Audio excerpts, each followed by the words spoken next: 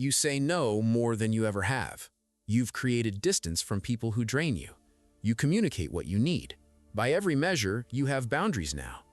And you're still exhausted. Not after blowout fights, after normal conversations, after a 10-minute text exchange.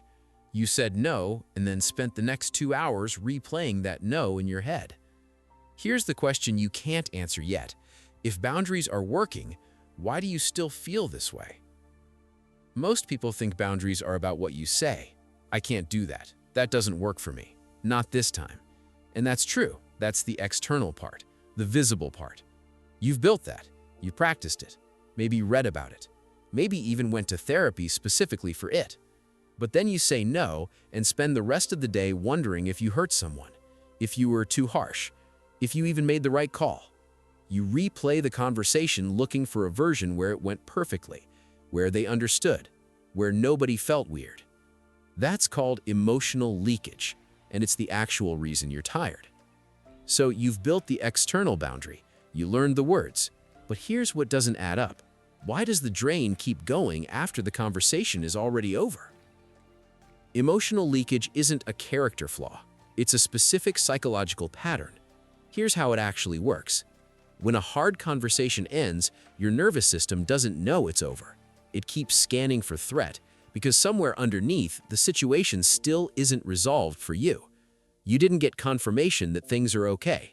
You didn't receive the signal that you're still accepted. So you start internally finishing what you already ended externally.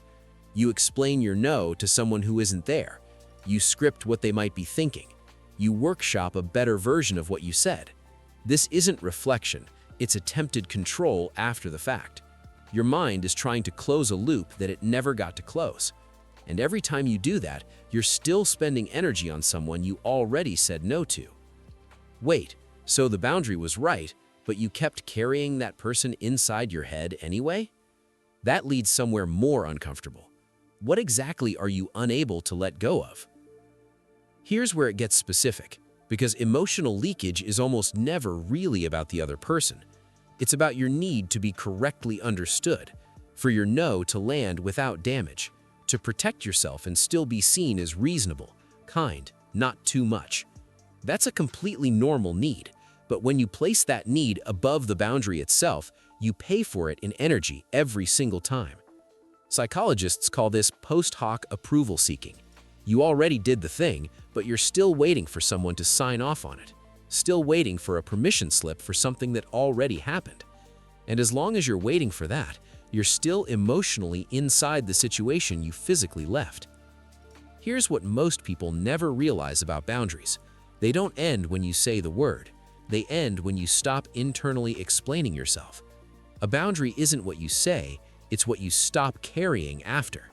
That means a specific, uncomfortable decision, letting the situation stay unresolved, letting the other person think whatever they think, not replaying the conversation, not finding the perfect phrasing that would have fixed everything.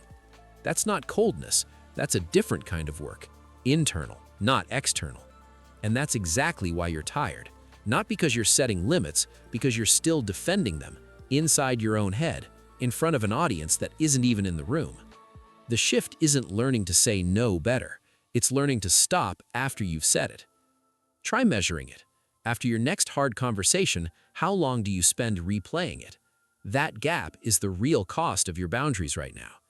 External limits are a skill, internal ones are a practice, and the second is harder because nobody sees it but you.